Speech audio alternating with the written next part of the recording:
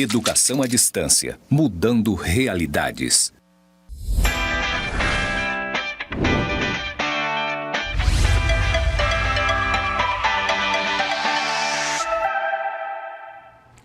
Olá, querido aluno, querida aluna.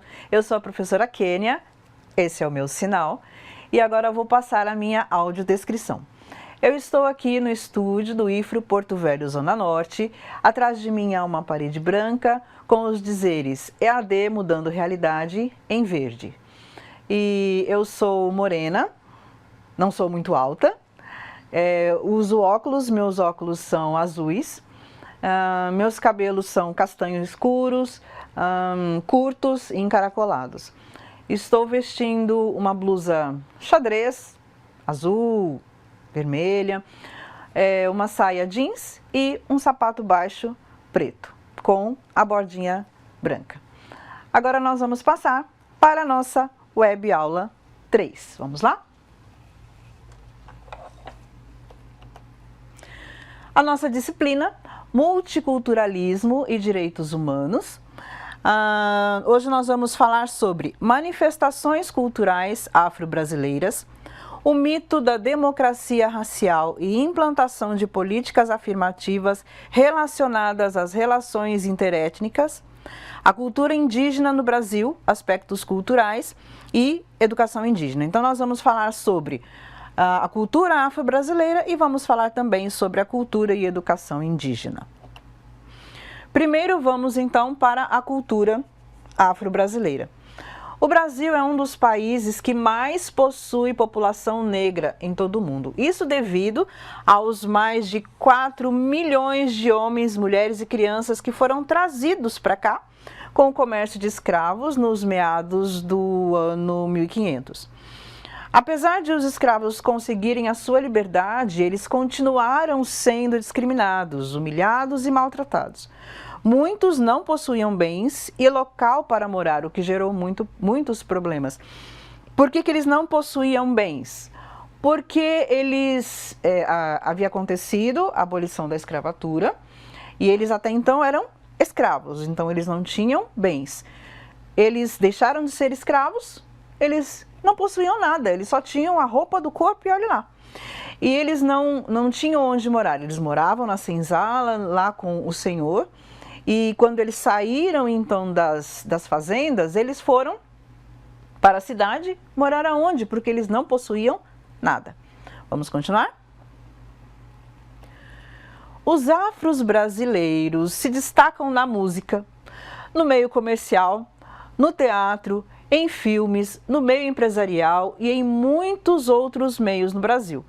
Muitas vezes superando aqueles brancos que se diziam insuperáveis. Os brancos às vezes falavam, né? Não, nós somos melhores e ninguém é melhor do que nós.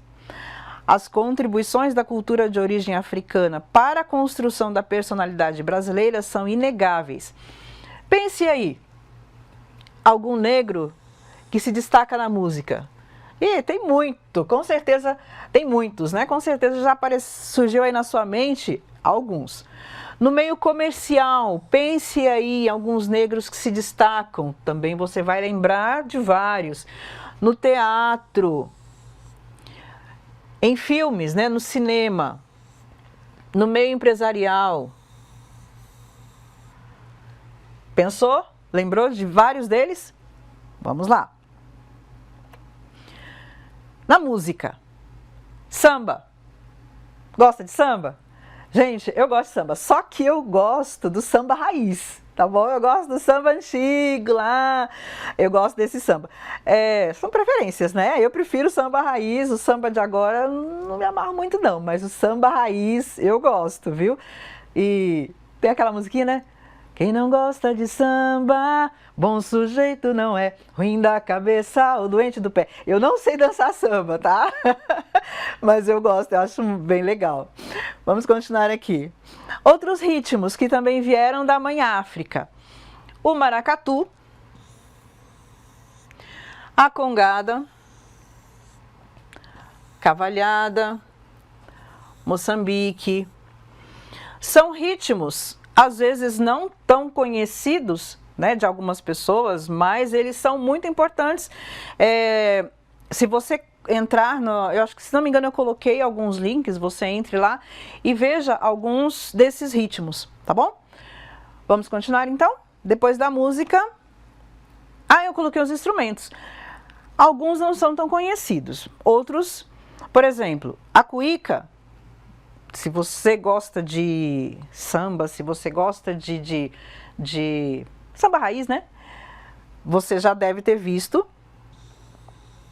ouvido, né? A cuíca. Temos o cachixi, ou melhor, o djembe, o agogô, o afoxé, o ganzá, o berimbau. O berimbau é usado na capoeira, né? Na culinária, eu coloquei alguns desenhos. Gente, é assim, pimenta malagueta é Brasil. Tá, é do Brasil, mas veio com os nossos amigos africanos. Alguns exemplos: leite de coco, a pimenta malagueta, o gengibre, o milho, o feijão preto, as carnes salgadas e curadas, o quiabo, o amendoim, o mel, a castanha, as ervas aromáticas e o azeite de dendê. Tudo isso não era conhecido no Brasil antes de os negros chegarem. Então eles eles mostraram aos brasileiros muitas dessas coisas aqui. Então muita coisa a gente utiliza hoje graças aos nossos amigos afrodescendentes. Continuando. Uns pratos. Gente, eu coloquei aqui alguns desenhos. Tem o abará, o acarajé, o bobó, os caldos, o cozido, a galinha de cabidela, o angu, cuscuz salgado. Coloquei aqui o acaçá, esse eu não conhecia, tá? O acaçá, caruru, vatapá, moqueca. Muita gente deve ter ficado com água na boca agora, né? Abrasou, o abrasou também eu não conhecia com esse nome, né? A feijoada e o vatapá. Se você pensar bem, essas comidas, muitas a gente come aqui na região norte, mas para quem já foi para o Nordeste, muitas dessas comidas tem lá no Nordeste, né? E quem gosta, nossa, se esbalda. Alguns desses já comi, a maioria desses não. Mas quem come diz que é muito bom e gosta muito, e são influências dos africanos, tá bom? Vamos continuar aí. E os doces? Gente, eu amo doce. Eu amo doce. Tem aqui o mungunzá. O mungunzá, dependendo da região, tem outros nomes, né? Por exemplo,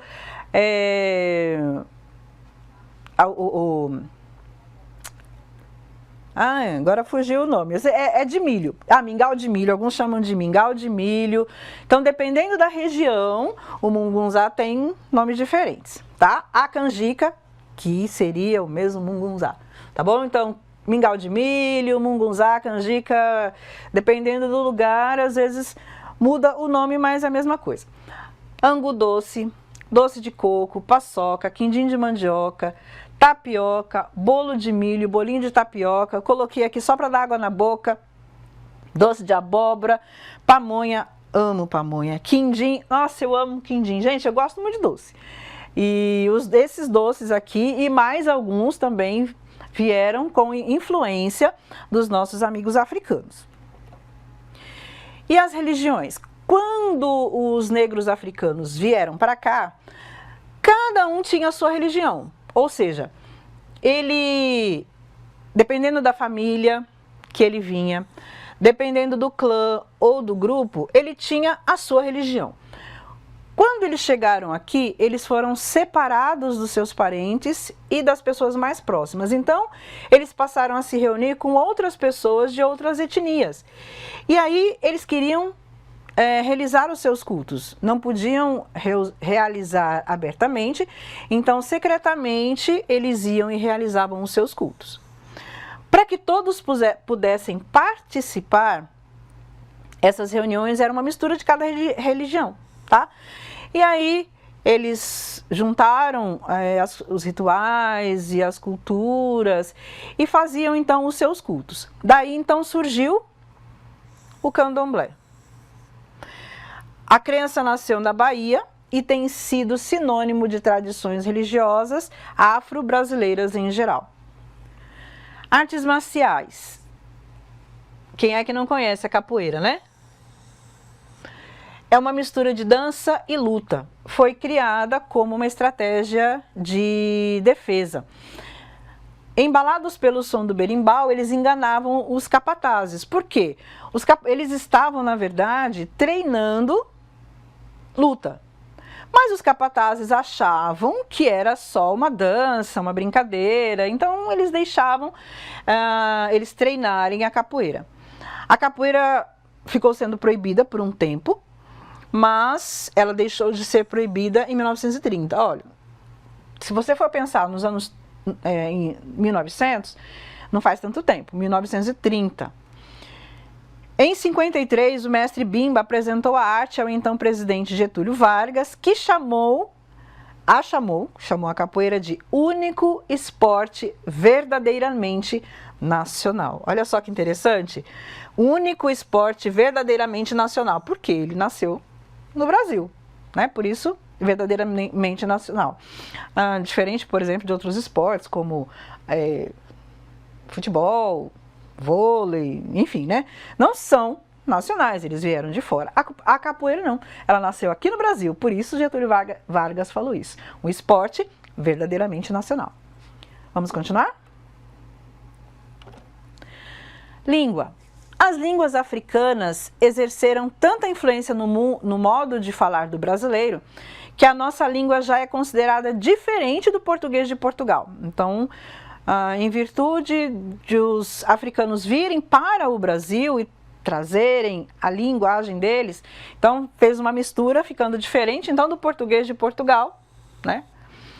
Na Bahia são usadas cerca de 5.000 palavras, gente, é bastante, de origem africana. A maior parte das palavras que enriqueceram o vocabulário brasileiro vem do quimbundo, língua do povo banto. Na época da escravidão, o quimbundo era a língua mais falada nas regiões norte e sul do país.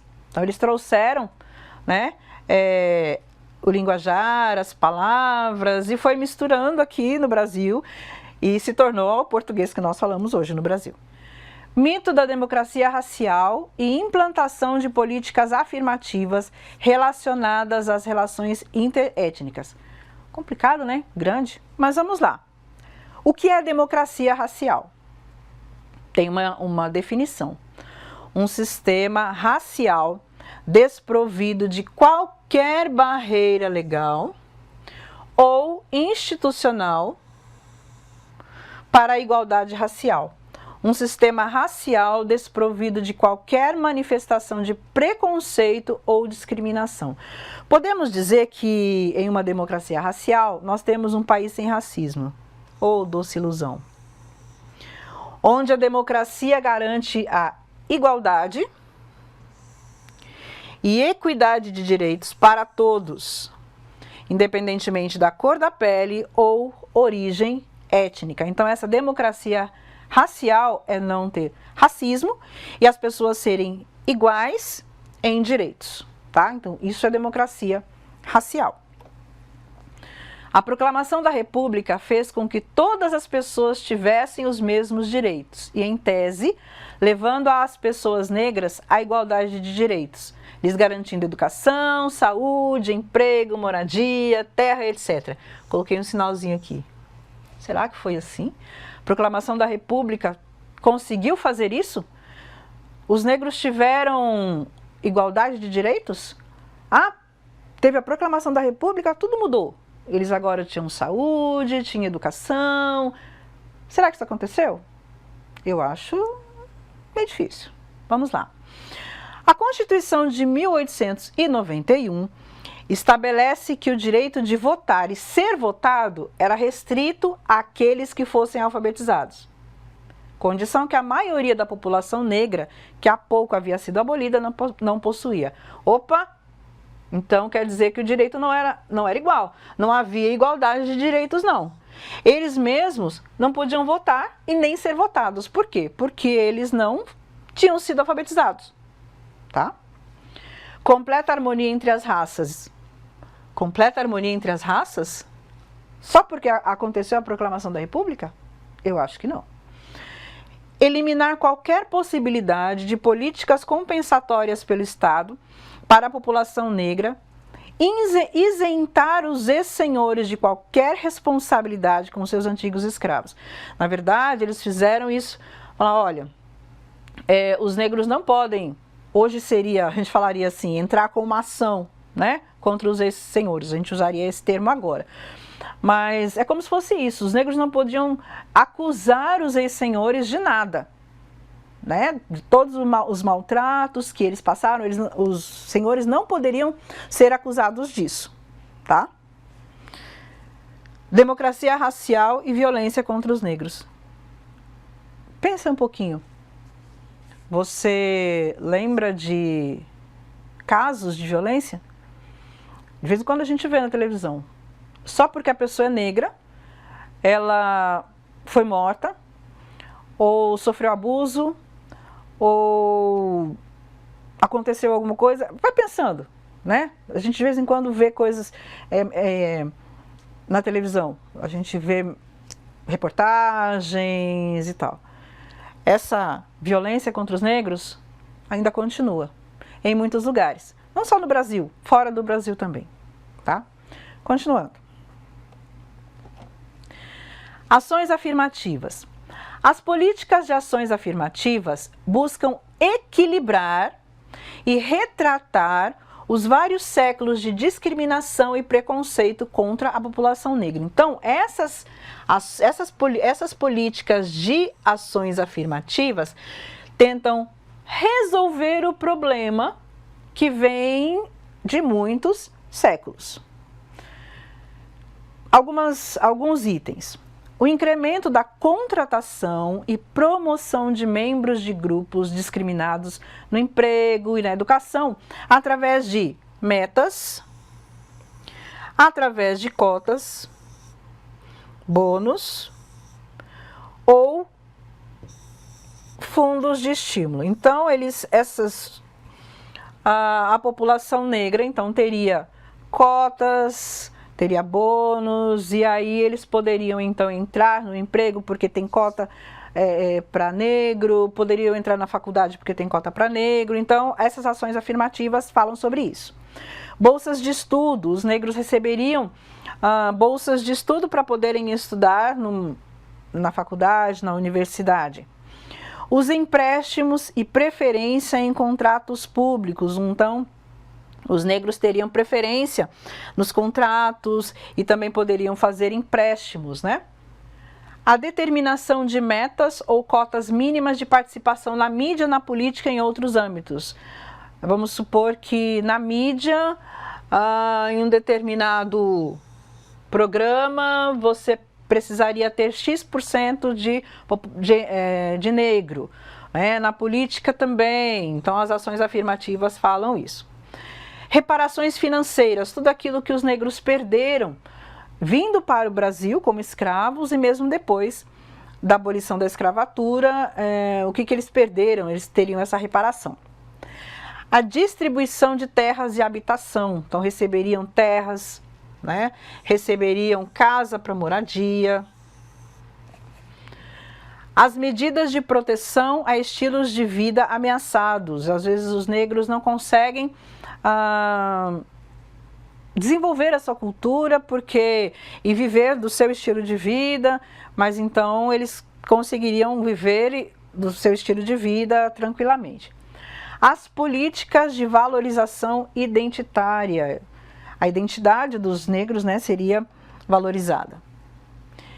Em 2003, foi criada a Lei 10.639, que torna obrigatório o ensino da história e cultura afro-brasileira nos estabelecimentos de ensino fundamental e médio. Na última aula a gente falou um pouco sobre isso. Essas ações permitem ainda que de forma reduzida, tá? Forma reduzida, não é a forma completa não.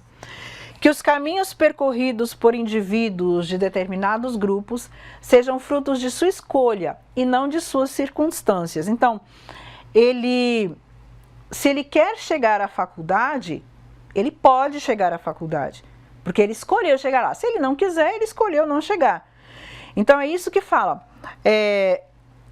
Ele não pode chegar à faculdade por causa das circunstâncias, porque ele é negro. Só por isso que ele não pode chegar à faculdade? Está errado. Se ele quiser, ele vai estudar como os outros e pode chegar onde ele deseja. Tá bom? Continuando então. Vamos passar agora para a cultura indígena. Falamos sobre a cultura afro-brasileira e agora vamos para a cultura indígena no Brasil. Falar um pouco sobre aspectos culturais e um pouco também sobre a educação. Os indígenas, eles possuem a sua cultura, que é diferente do homem branco, e também a sua identidade.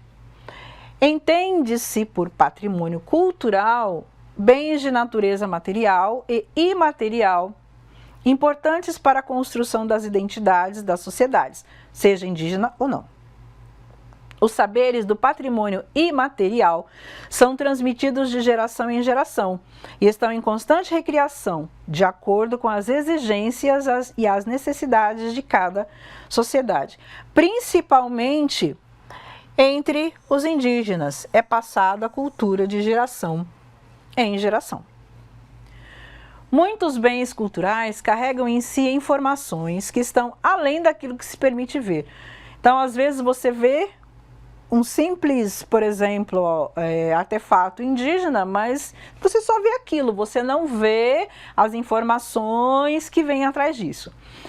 A confecção e o uso de artefatos indígenas estão presentes em situações cotidianas, lúdicas, religiosas, ritualísticas, e em todos os casos, desfrutam de uma criação técnica e artística, ou seja, tem toda uma técnica para ser feito, tem toda uma arte, né? Não é coisa simples, simplesmente foi lá, montou, pronto, não.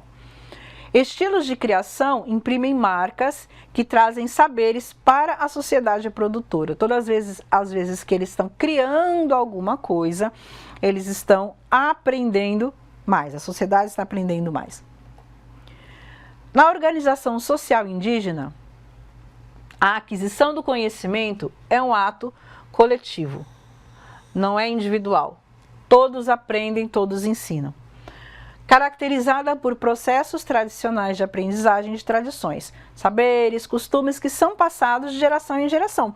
Então, um passa para o outro passa para o outro, e cada etnia tem o seu processo, e é isso.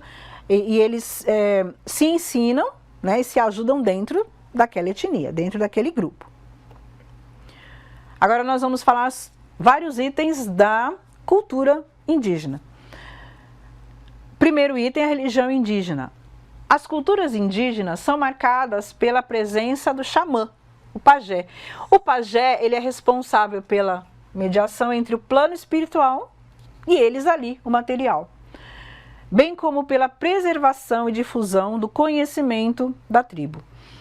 Eles reverenciam os ancestrais, eles reverenciam os elementos, né? Sol, chuva, água, reverenciam as plantas, os animais e os seres mitológicos. Eles utilizam muito o tabaco para fazer a ligação com o mundo espiritual. E o pajé é responsável também, seria também o médico da tribo, né? Então, quando alguém está doente, ele faz as orações, ele utiliza as ervas, né, na pessoa que está doente. Então, além de ser o líder espiritual deles, ele é também seria o médico, né? O médico da tribo, tá bom? Vamos lá, continuando. Próxima. Cerâmica indígena. A cerâmica é um exemplo de arte que não está presente em todas as tribos. Isso é interessante. Às vezes a gente acha que em todas as tribos fazem as mesmas coisas, mas não. A cerâmica é um exemplo.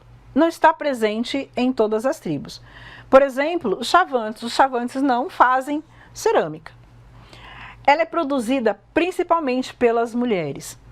A cerâmica do povo marajoara, cujo nome advém do local onde ela teve origem, né, a ilha de Marajó, é conhecida no exterior e foi a primeira arte de cerâmica brasileira. Então, os indígenas, eles fazem a cerâmica, né? E agora, claro, já vendem fora do Brasil, algumas tribos já conseguem vender fora do Brasil, outros vendem apenas para as pessoas que estão visitando ou mesmo para uso pessoal.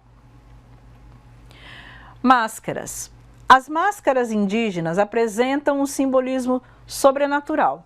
Normalmente elas são feitas de cascas de árvores, eles usam palha, cabaça e enfeitam com plumagem, né? E usam tinta também, eles pintam com tinta ou podem enfeitar também com plumagem. Normalmente são utilizadas em ritos cerimoniais, eles não utilizam máscaras para brincadeiras das crianças, não. Normalmente são para os ritos cerimoniais. Vamos para outra parte da cultura. Antes, a lenda diz que as máscaras indígenas geralmente representam entidades que conflitavam com os índios no passado. E aí eles fazem as festas, fazem as danças e colocam essas máscaras que é para acalmar essas entidades. Tem máscaras grandes, pequenas, compridas, feitas com palha, e algumas interessantes chegam a cobrir o corpo todo. É bem interessante. A máscara de cerâmica é exclusiva dos índios da etnia Mati, tá bom?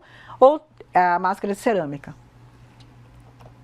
Agora sim, vamos para outro item da cultura indígena. A pintura corporal indicam os grupos sociais ou a função de cada indivíduo na tribo. Muitas vezes são associados a rituais onde tem danças indígenas. As tintas são naturais, são feitas de plantas e frutos. Eles não usam nos rituais, assim, tinta sintética, né? Tinta feita assim no laboratório. O jenipapo é o fruto mais usado. Os índios o utilizam para escurecer a pele, enquanto o urucum dá o tom vermelho. O branco já é conseguido através da tabatinga. Então eles utilizam tintas naturais para pintar o corpo, principalmente quando eles vão para a guerra ou quando tem festas. As mulheres pintam os corpos, normalmente são as mulheres, e retratando um momento ou um sentimento. Quando as mulheres, se você for ver nas tribos, elas gostam sempre de estar com o rosto pintado, o corpo pintado, e aí é diferente, elas estão retratando um momento ou um sentimento. Não é assim para guerra, para festa, tá? Os padrões gráficos mais elaborados são da cultura Kadiwé. Já em 1560, essa pintura impactou os colonizadores, que ficaram deslumbrados com a tamanha técnica e beleza. Eles faziam lindas, ainda fazem, né? Pinturas no rosto, no corpo, assim, e eles, na época, os colonizadores acharam, assim, extraordinário, e ainda é hoje, né? Agora, a cestaria. Os cestos são utilizados para várias coisas. Uso doméstico, manutenção, transporte de alimentos e normalmente quem produz são as mulheres. Eu coloquei aqui 4 tipos mais comuns. Os coadores, para coar líquido, cestos tamizes, que é para peneirar a farinha, cestos recipientes para guardar diferentes materiais e cargueiros para transportar cargas. Dependendo para que serve o cesto, ele é feito de uma maneira diferente e também de um tamanho diferente. Por exemplo, os cargueiros. Os cargueiros são feitos grandes, né? Porque são usados para transportar. Os recipientes depende do que a pessoa quer guardar, pode ser grande, pequeno e tal. Para peneirar a farinha, também é diferente, porque senão a farinha não passa, né, nos buraquinhos lá do cesto. E para coar também. Então, dependendo do para que será usado o cesto, então o cesto é feito de uma maneira ou de um tamanho diferente. Arte plumária. Vamos então falar agora sobre as plumas. As plumas são utilizadas pelos indígenas tanto para colar no corpo, para fazer às vezes saias. Eu trouxe aqui algumas coisas feitas com plumas, né? Tem uma aqui, forma de enfeites, né, com plumas. Eles utilizam muito plumas coloridas, né? Eles gostam muito de cores. Essa daqui até que não tem umas cores aqui na frente, ó. Eles não deixaram só o marronzinho, colocaram alguns vermelhos, né, nas plumas. Trouxe aqui uma outra. As plumas têm todo um ritual, não é simplesmente, pega lá e fez, pronto. Eles têm todo um ritual. Eles vão caçar as aves, eles matam as aves, eles tiram com cuidado as plumas, eles não tiram assim de qualquer jeito. Eles depois montam, seja cocar, como eu trouxe aqui, seja roupa, ou seja colada no corpo, como a gente vai ver aqui, tá?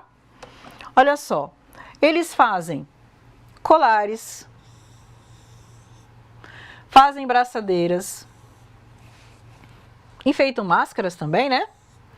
Brincos, pulseiras, cocar, tudo isso é feito de penas.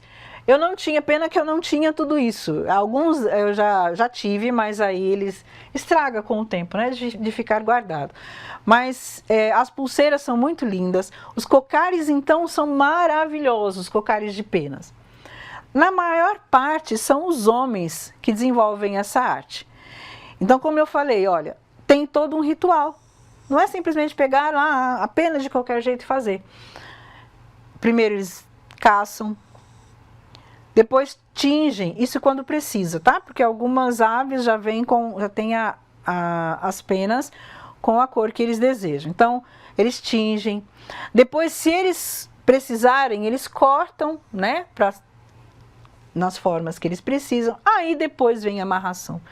Isso tudo é feito um ritual, não é feito assim de qualquer jeito, de qualquer maneira. Pega lá e faz e amarra, não. Tem todo um ritual, né? Para que seja para que sejam utilizadas as penas e a cauda das aves, tá bom? Vamos continuar? Vamos falar sobre a música. A música é utilizada nos ritos de guerra, ela é utilizada nas festas de plantação, nas festas de colheita e também nos ritos de iniciação. O indígena é um povo muito musical. Eles utilizam, por exemplo, a música até como uma forma de contar histórias. Quando eles vão para a guerra e retornam, eles contam a história da guerra através da música. E eles atribuem poderes mágicos com a música, né? Com os quais são capazes de afetar a ordem cosmológica. A dança possui funções similares às da música nas sociedades indígenas. Eles utilizam a música, junto com a música, utilizam a dança. E eu trouxe aqui para vocês 2 instrumentos, tá? Eu trouxe um pau de chuva, tá? É um pau de chuva. Esse aqui foi feito por uma tribo, tá? Não foi feito em casa, não. Ele tem um sonzinho assim tão bom, realmente de chuva. Um pau de chuva. E eu trouxe uma flauta. Essa flauta era, na verdade, uma flauta doce comum. E eles enfeitaram a flauta. Tem aqui um dente que eu não sei de que é, porque eu não perguntei, não tive coragem de perguntar. E é feito com massa, tem aqui algumas outras coisinhas. E ela toca de verdade, tá? Não é só enfeite, não.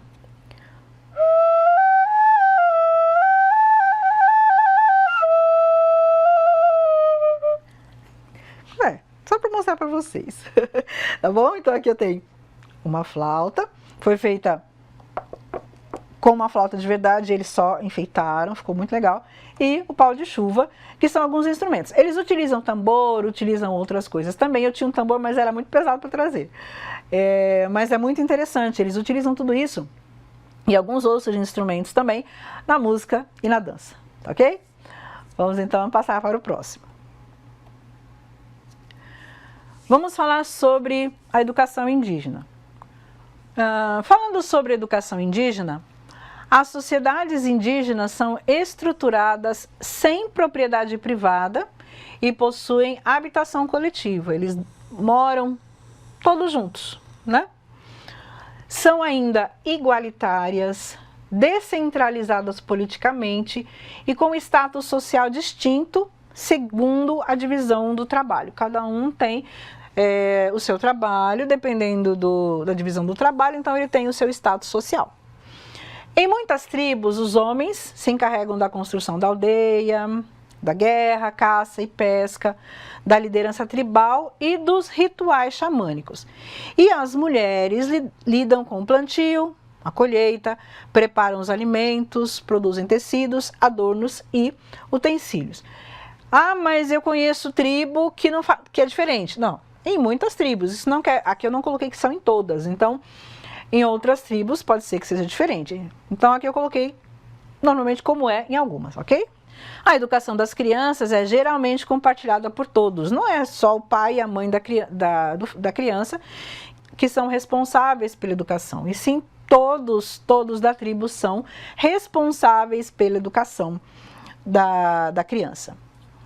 As culturas indígenas são, via de regra, baseadas na oralidade, ou seja, não tem assim muita escrita, né? Muitos sinais gráficos e tal, mas eles se comunicam muito, eles conversam muito, então eles passam a cultura e o saber de um para o outro através da oralidade, tá? A educação no Brasil colonial não era considerada uma educação escolar, mas uma educação voltada inteiramente para a catequese. Então, voltando lá no Brasil colonial, na educação dos índios, quando eles estavam estudando, na verdade, eles estavam...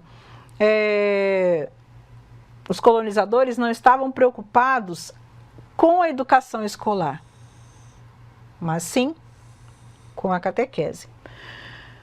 Quando os jesuítas foram expulsos, os indígenas então passaram a aprender a ler e escrever na língua portuguesa. Eles estavam então na escola, mas eles não aprendiam a ler. Eles estavam sendo, os jesuítas estavam catequizando os índios. Quando os jesuítas foram embora, aí sim, aí eles começaram a ler e escrever. Só que na língua portuguesa. Os povos indígenas tiveram suas etnias dizimadas, sua cultura deturpada e os ensinamentos dos mais velhos já não existiam mais. O que o colonizador começou a fazer? Dizimar os índios, aqueles que não queriam trabalhar, aqueles que não queriam colaborar. A cultura começou a ser deturpada porque começou a misturar com a cultura do branco. E os mais velhos não conseguiam mais passar para o índio toda aquela cultura anterior. Falando agora já dos anos 70, por exemplo, para cá, a educação escolar indígena no Brasil vem obtendo, desde a década de 70, avanços significativos no que diz respeito à legislação. É necessário considerar a grande diversidade cultural e étnica dos povos brasileiros no Brasil e rever os instrumentos jurídicos e burocráticos, ou seja, como os índios estão aprendendo, o que eles estão aprendendo? Eles estão aprendendo a língua portuguesa, mas e a linguagem deles? Enfim, tudo isso precisa ser revisto.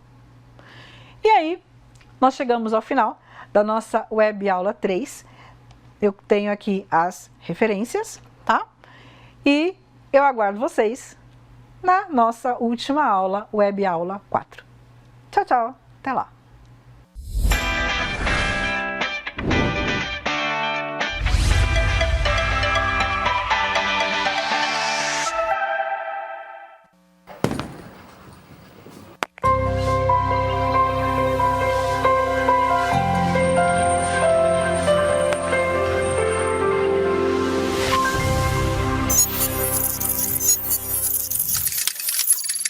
Educação à distância, mudando realidades.